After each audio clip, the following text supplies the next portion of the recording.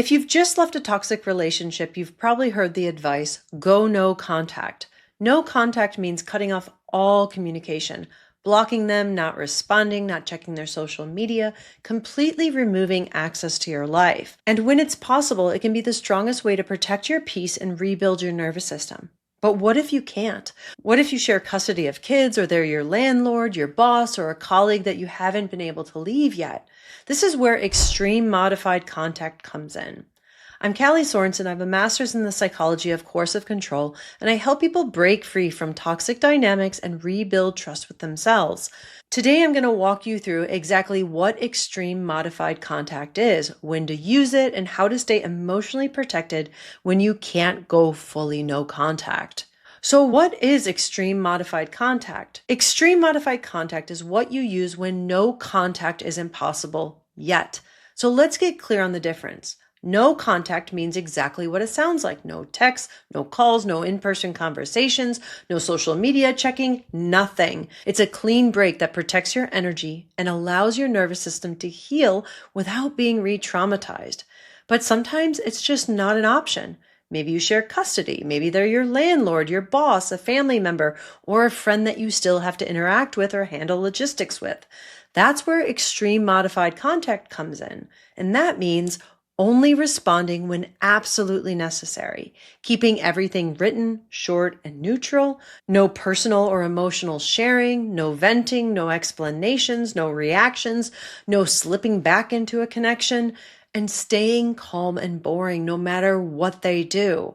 You're not being rude, you're being smart and self-protective with someone who has already shown that they don't respect you or your boundaries. And if you're new to the idea of going no contact, I highly recommend watching my other video on that. I explain why it's so hard and why your brain and body might resist cutting off communication, even when you know it's what's best. You're not weak for struggling with this. You're human. It just means you've been conditioned to attach in unsafe ways, and that can be unlearned. Learning and going extreme modified contact can make a huge difference in how quickly you recover and reclaim your power. To make extreme modified contact truly effective, you need to pair it with a tool that's called the Gray Rock method. If you haven't watched my Gray Rock video, definitely go check that out next. It goes deeper into how to use this method and why it works. But here's the basic idea. You become as boring, brief, and bland as possible, just like a gray rock.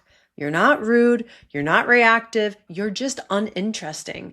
Toxic people are wired to feed on your emotional reactions, whether it's anger or tears or over explanations or even friendliness. If they sense access to you, they'll exploit it. So here's how you cut that off. Stick to the facts only. No opinions, no emotions, no personal updates. Keep it informational, like a schedule, a time, or a yes/no response. For example, I'll drop them at 4 p.m.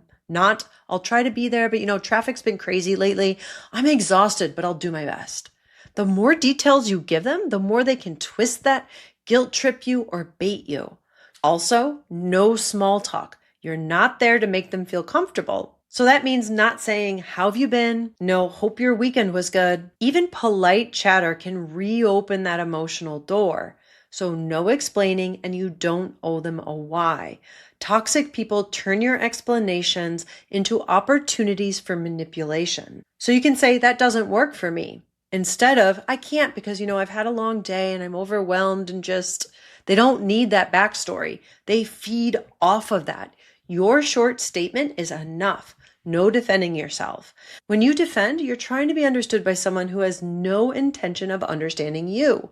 So stop trying to prove your goodness. They'll just twist it. Keep your tone flat, neutral, and professional. Imagine you're sending a memo to someone that you don't particularly like at work. You're not going to be rude. You're just neutral, polite, but not warm, firm, but not dramatic. Nothing that they can latch on to. Even if they poke, provoke, or try to bait you, you stay in neutral, because the more boring you are, the less power they have. And that's your power now. Gray rocking is how you stay in control of your energy, your nervous system, and your power. Here are some practical ways that you can create distance and stay in control and avoid being emotionally pulled back in. No in-person conversations if you can avoid it. Don't engage face-to-face unless absolutely necessary. And if they do approach you in person unexpectedly, have a pre-planned exit strategy ready to go. You can say something like, hey, I can't talk right now. I've got a call I need to take, or now's not a good time, and then just walk away. No explanations, no extra words, no energy leak. You can be polite and kind and smile while still being firm. Remember, firmness is not cruelty.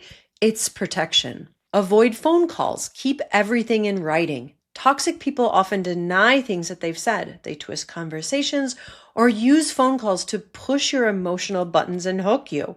Stick to text or email only so you have a written record and time to regulate yourself before you respond. If they do call you, let it go to voicemail. If it's necessary to respond, do it in writing. Calm, brief, factual. Use communication apps for co-parenting or legal ties. So if you're co-parenting, use an app such as Our Family Wizard. I have a whole video about that. These platforms document everything. They reduce direct emotional access and keep communication clear and legally accountable. They also reduce your temptation to fall back into casual conversation or defending yourself. Keep responses minimal. Here's the golden rule. Only answer the actual question if necessary. Nothing more. No extra context, no emotional commentary, no inviting further discussion. So for example, if they ask, can I pick up the kids 30 minutes early? Yes, that works. Don't reply, sure, I guess. They were hoping to see you sooner anyways. Just don't be late like last time. That second version opens the door for control, guilt, and conflict. Stick to clean, clear, and closed. You're not here to be agreeable. You're here to be safe. And here's a reminder. Every message, every reply, every interaction is a moment to reclaim your power. Not just from them, but from the patterns that kept you hooked. Toxic people thrive on urgency, guilt, fear, and emotional overexposure. So when you pause and you respond briefly, you stay neutral, you're not just managing them, you're reprogramming your nervous system. This is like ninja level, next level training for your healing. You're teaching your body, I don't have to explain myself. I don't need to respond right away. I can be calm, boring, and boundaried and still be safe. It probably is going to feel unnatural at first and be hard, but that's normal. If you've been trauma bonded, your nervous system has been wired to perform in order to survive. But every time you don't react, don't explain, don't try to be understood, you are taking your power back.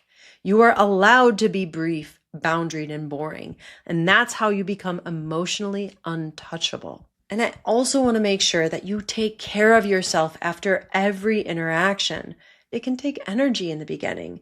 Even if you say very little, your body is doing a lot behind the scenes. So give yourself time to rest and regulate afterwards. Breathe, journal, go for a walk, take a bath or a shower, exercise, text, talk, vent to somebody safe. Let the tension and the emotions move through. Remind yourself of what's true. You are not crazy. You're not overreacting. This is hard, and you are taking those steps forward.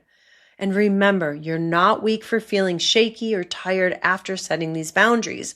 You're retraining your nervous system to feel safe without performing, and that's the real work. Extreme modified contact is your lifeline when no contact isn't possible. It helps you set tight boundaries, protect your peace, and begin healing even if you're still in the same environment. Next, make sure to watch my other video on going full no contact. And if you're ready for deeper support, I offer one-on-one sessions to walk you through this process. And I also have a full course, Become Ungroomable, that will teach you how to create bulletproof boundaries. You are allowed to keep your distance. You're allowed to protect your peace. You are allowed to leave. And you are allowed to heal on your own terms. Thanks for watching, and I'll see you in the next video.